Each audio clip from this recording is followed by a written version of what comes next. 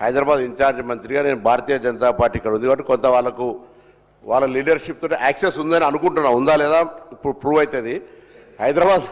హైదరాబాద్ సంబంధించిన మొత్తం ఒక ప్యానిక్ సిస్టమ్ వచ్చింది. ఏమైపోయిందంటే ప్రైమ్ మినిస్టర్ గారు నిన్న మొన్న కరోనా సిచ్యువేషన్ వచ్చే అవకాశం ఉందనేటప్పటికీ అందరూ కూడా ఒక ప్యానిక్ అయిపోయి పెట్రోల్ బంకులలో మీరు చూస్తారు హైదరాబాద్ ఇన్ఛార్జ్ మంత్రిగా చాలామంది ఫిర్యాదు చేస్తే ఇలా కలెక్టర్ గారు సిపి గారు ఒక ప్రెస్ కాన్ఫరెన్స్ చేసినప్పటికీ నేను మీ ద్వారా వారికి ఏం కోరుతున్నా అంటే కొంత పెట్రోల్ బంకులను పెట్రోల్ కంపెనీస్తో విచారణ చేస్తే కూడా పెట్రోల్ బంక్స్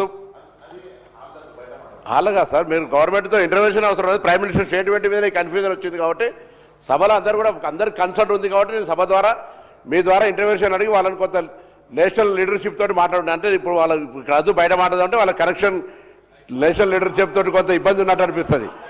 నేను నా కోరిక దయచేసి వినండి. నేను వేరే ఉద్దేశం కొద్ది కాదు. హైదరాబాద్లో కానీ రాష్ట్రం మొత్తం కన్స్యూమర్స్ అంతా కన్ఫ్యూజన్లో ఉన్నారు.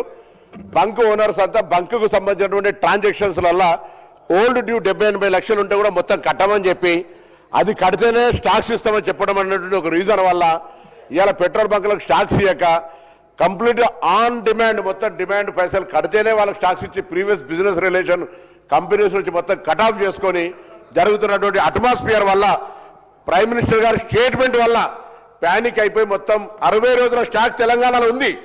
అయినప్పటికీ కూడా పబ్లిక్ కన్ఫ్యూజ్ అవుతారు. దాని ఒక క్లారిటీగా మీ తరఫున కూడా హైదరాబాద్ కానీ తెలంగాణ ప్రజలు ఎక్కడ ఇబ్బంది పడద్దు.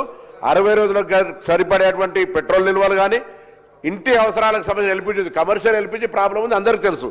అవి ఉన్నాయి. ఉన్నదానికి ఏదైతే కోఆర్డినేషన్ ప్రాబ్లం ఉందో ఆ కోఆర్డినేషన్ సంబంధించిన విధంగా కొంత వారు జోక్యం చేసుకోమని, ఎందుకంటే అధికారంలో ఉన్నటువంటి పార్టీ కాబట్టి ఇది గ్యాస్ అంతా కూడా సెంట్రల్ కంట్రోల్ కాబట్టి వాళ్ళని కొంచెం ఇన్వాల్వ్ కమ్మని మీ ద్వారా వారిని కోరుతాను అధ్యక్ష.